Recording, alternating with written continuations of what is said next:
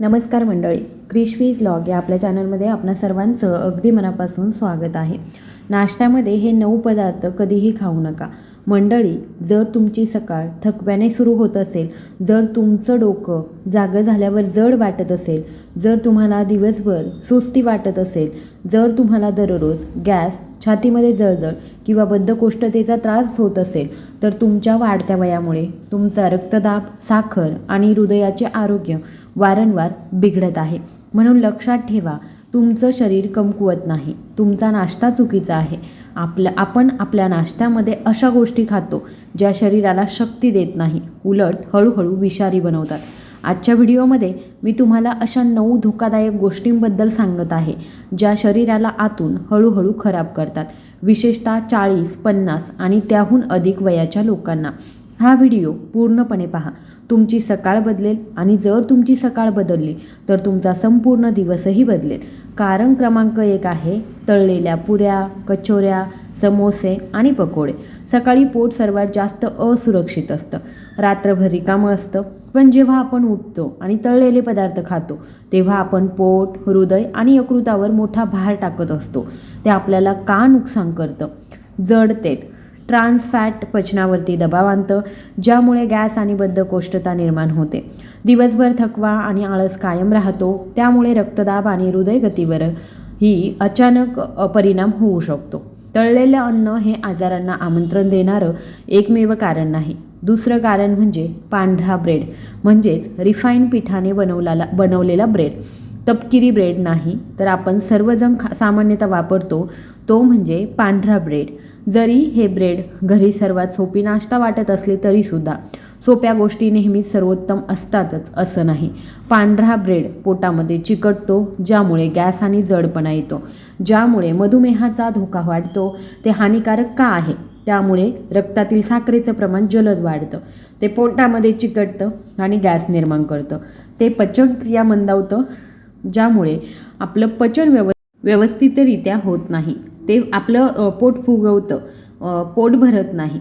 कारण क्रमांक 3 आहे सकाळी रिकाम्या पोटी केळी खाणं. हो, केळी देखील खूप धोकादायक आहे. बऱ्याच लोकांना 2 केळी खाऊन दिवसाची सुरुवात घाईघाईने करण्याची सवय असते.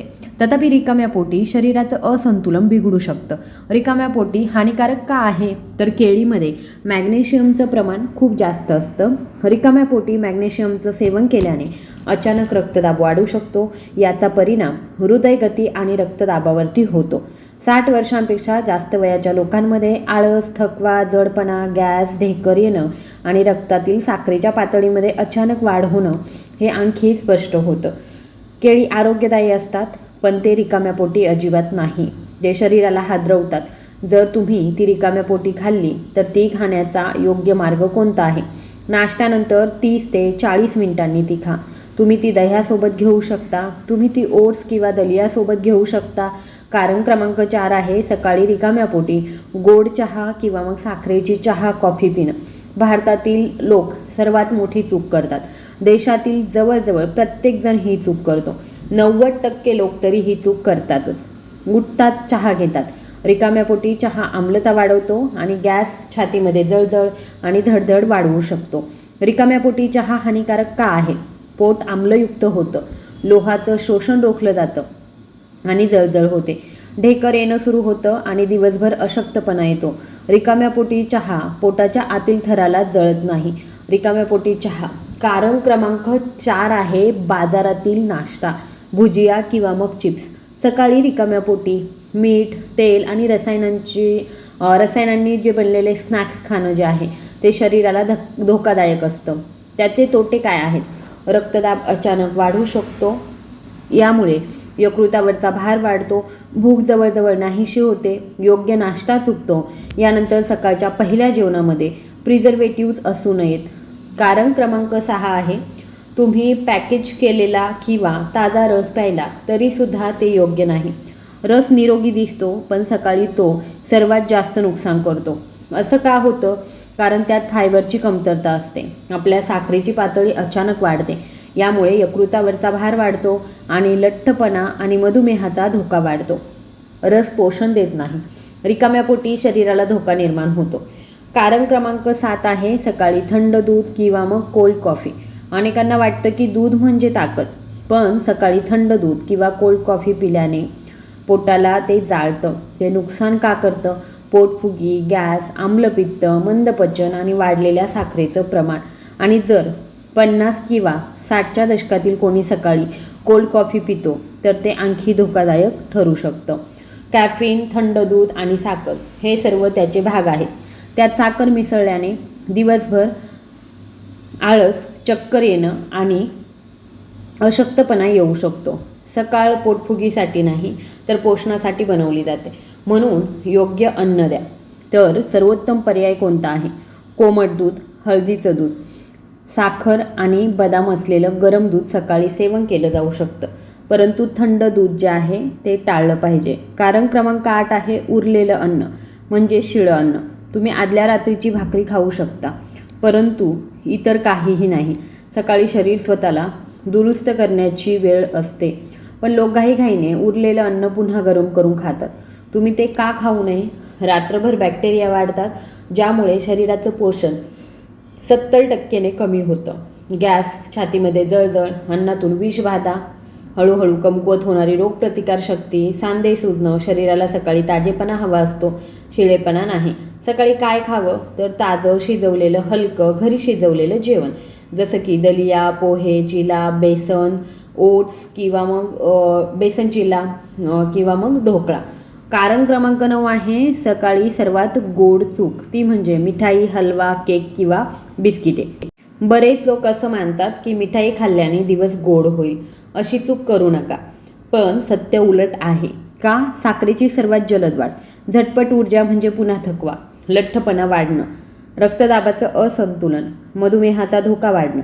बिस्किटांमध्ये रिफाईंड पीठ आणि साखर आणि तेल म्हणजे तिन्ही वेळी विषारी पदार्थ बनतात.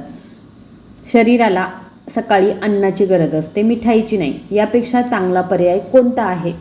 तर तुम्ही खजूर खाऊ शकता, तुम्ही भाजलेले चणे खाऊ शकता आणि तुम्ही गूळ शेंगदाणे खाऊ शकता. तुम्ही बदाम किंवा मखाने खाऊ शकता. आता तुमचा नाश्ता खराब करणाऱ्या 3 धोकादायक सवयींबद्दल जाणून घ्या. सवय क्रमांक 1 आहे उठताच चहा किंवा कॉफी पिणं. ही सवय दिवसाच्या सुरुवातीलाच पोटामध्ये आम्ल भरते. यामुळे छातीमध्ये जळजळ, गॅस, चक्कर येणं आणि लोहाची कमतरता निर्माण होते. तुमचा दिवस चहाने सुरू करू नका, पाण्याने सुरुवात करा. याचा अर्थ सकाळी तुमचं पहिलं पेय कोमट पाणी असावं. सवय क्रमांक 2 आहे नाश्ता पूर्णपणे वगळणं. बरेच लोक असा विचार करतात की नाश्ता वगळल्याने वजन कमी होईल, पण उलट घडतं. काय होतं? अशक्तपणा, चक्कर येणं, रक्तदाब कमी होणं, साखरेचं प्रमाण कमी होणं, दिवसभर आळस येणं आणि दीर्घकाळामध्ये लठ्ठपणा आणि मधुमेह दोन्ही. जर तुम्ही हे बऱ्याच काळ करत राहिलात तर तुमचा लठ्ठपणा आणि मधुमेह वाढेल.